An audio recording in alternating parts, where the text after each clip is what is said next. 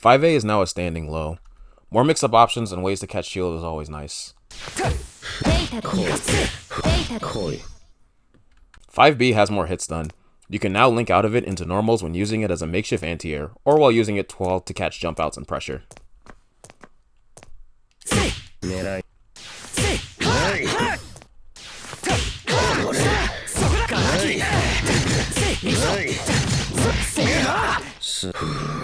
Before, Shiki kind of had problems catching jump outs and pressure, and even if he did, he'd have to jump cancel it immediately for not too much reward, so this makes his pressure game a lot more flexible. 236A now crumples on hit.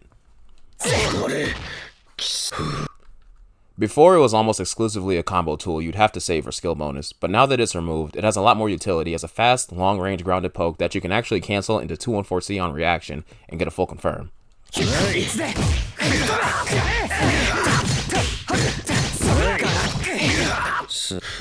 Also, if you're close enough, you can link 5A and actually get a meterless confirm.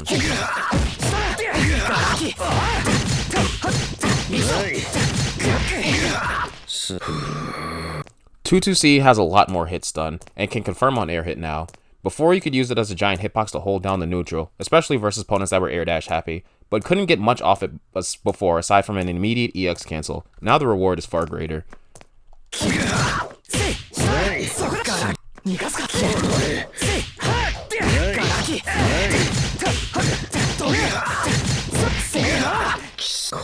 Moon Skill DP has decreased damage scaling, though the first hit does a bit less raw damage to compensate.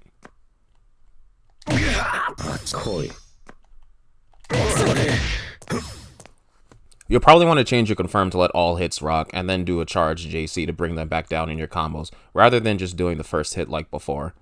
This should tack on a bit more damage than he could do earlier.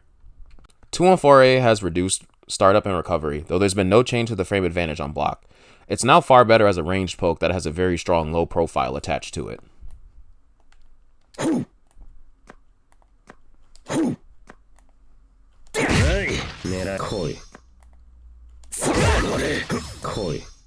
Speaking of 214C, that move got reduced startup.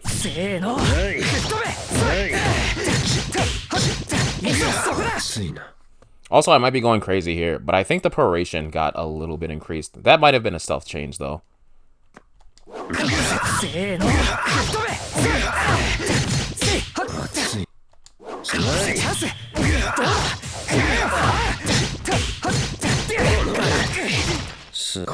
I don't think that used to do that much damage in the old version, but if it did, let me know in the comments.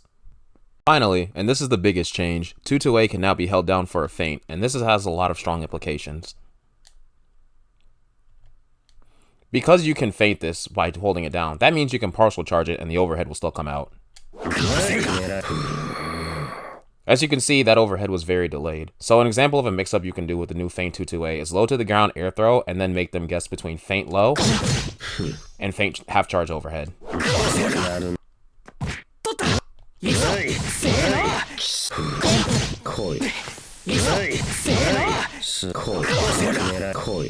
I think Shiki's mix-up game was kind of not rewarding in the last version, and this really pulls it together very, very nicely. Especially if you get the fatal lows, because those are his best starters. Overall, Shiki got buffed by a huge margin, not only via character buffs, but also by the universal changes. The universal run speed increase means he can get to the sweet spots he needs to play his strong ground poking game, and then when they're scared of that, it'll be easier for him to get run up throw. The removal of skill bonus means he can do double slide routes off of special starters like 236B, and not just single hit normals immediately into a slide, although even then his damage is kind of middling, but that being said, that's the only real flaw I can give him. The 2-2A buff means he has a very scary high-low game on wake up as well, especially in the corner, meaning he'll want to go for install more often.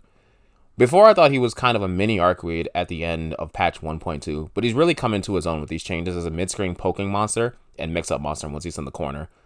Overall, he definitely got buffed, and I think is one of the winners of patch 1.3.